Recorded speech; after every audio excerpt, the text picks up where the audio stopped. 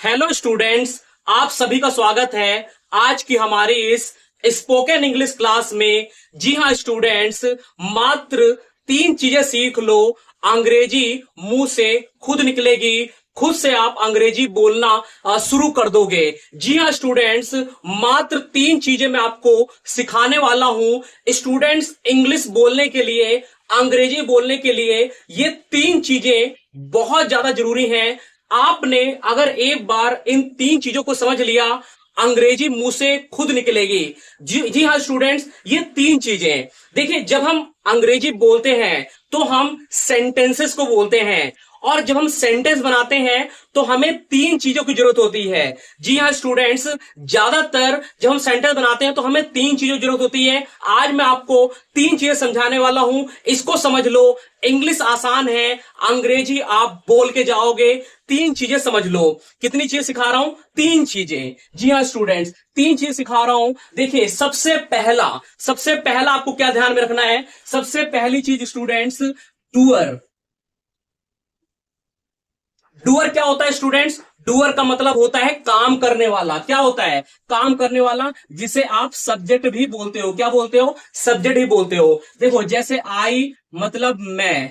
ठीक है स्टूडेंट्स, मैं आपको इसे समझा देता हूं। ठीक है, इसे समझा देता हूं। देखो, सबसे पहले आपको डूअर को समझना है। देखो, आई मतलब मैं, ठीक है, इसी तरह और भी डूअर है। ठीक है, यू मतलब तुम, वी मतलब हम, ही मतलब वह।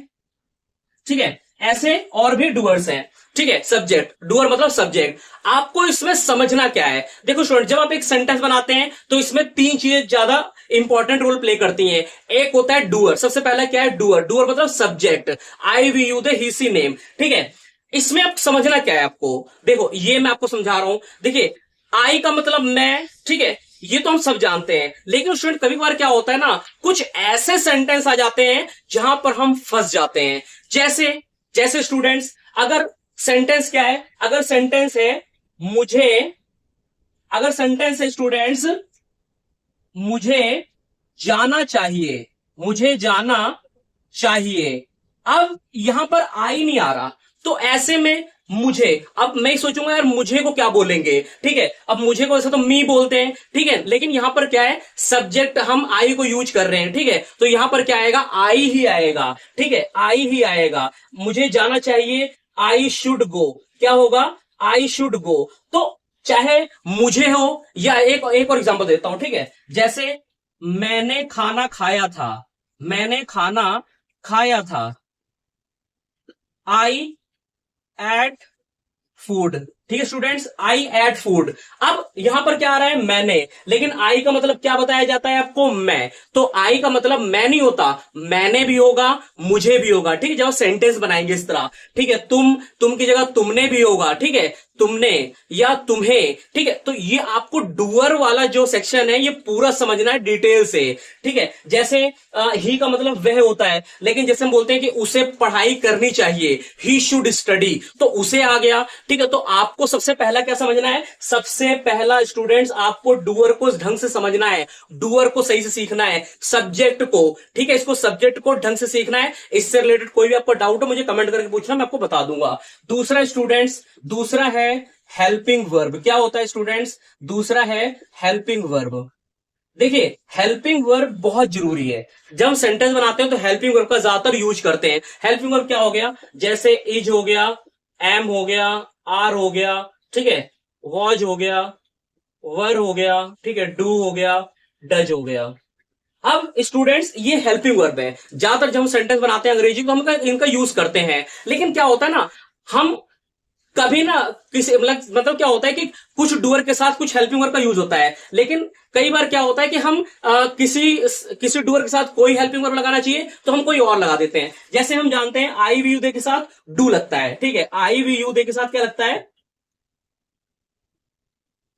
डू लगता है। और ही सी नेम के साथ डज लगता है। लेकिन बहुत सारे स्टूडेंट क्या गलती करते हैं? आई बी यू के साथ वो डज लगा देते हैं, ठीक है, और ही सी नेम के साथ डू लगाते हैं। गलत हो गया ना। तो आपको ध्यान में रखना है कि किस डूअर के साथ कौन सा हेल्पिंग वर्ब आएगा, ये आपको ध्यान रखना है। डूअर कौन सा होगा? ठीक है स्टूडेंट्स, डूअर कौन सा होगा और उसके अकॉर्डिंग कौन सा हेल्पिंग वर्ब आएगा, ये आपको ध्यान में रखना है, ये आपको आना चाहिए। ठीक है स्टूडेंट्स, अब तीसरी चीज, तीसरी चीज ध्यान रखो, तीसरी चीज है वर्ब। जी हाँ, तीसरी चीज क्या है? वर्ब। वर्ब मतलब क्रिया। ठीक है स्टूडेंट, वर्ब मतलब क्या है? क्रिया, कोई काम करना। वर्ब की कितनी फॉर्म होती है स्टूडेंट्स? 3 फॉर्म होती है। कितनी फॉर्म होती है? 3 फॉर्म, V1, V2, V3। ठीक है, V1, V2, V3। जैसे गो मतलब जाना, सेकंड फॉर्म क्या हो गई? वेंट, और थर्ड फॉर्म क्या हो गई?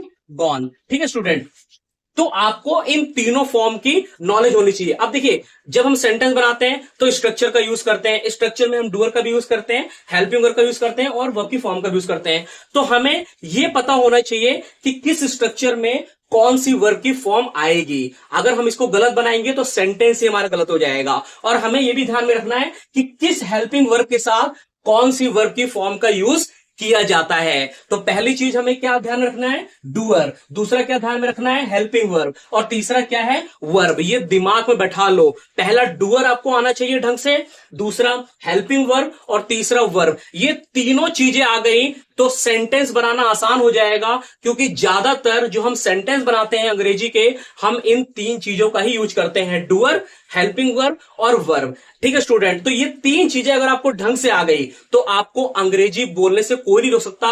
अंग्रेजी पानी बन जाएगी, आप अंग्रेजी जरूर बोलोगे। जी हां, अगर आपको लगता है कि आप जरूर अंग्रेजी बोलोगे और आपको ये वीडियो अच्छी लगी है, आपको ये चीज समझ में आई है, कमेंट में लिख दीजिए यस, ताकि मुझे पता लगे कि आपको सारी चीजें समझ में आ गई हैं। तो 3 चीजें, डूअर, हेल्पिंग वर्ब और वर्ब। ठीक है स्टूडेंट, इसका ध्यान रखो आप तीनों का, आपको अंग्रेजी बोलना जरूर आएगा। इससे रिलेटेड आपका कोई भी डाउट हो मुझे कमेंट करके पूछो, मैं आपको जरूर बताऊंगा। वीडियो अच्छा लगी हो तो वीडियो को लाइक कर दीजिए, और अंग्रेजी बोलना सीखना चाहते हैं तो चैनल को जरूर सब्सक्राइब कर दीजिए। मिलते हैं अगली क्लास में, तब तक के लिए धन्यवाद।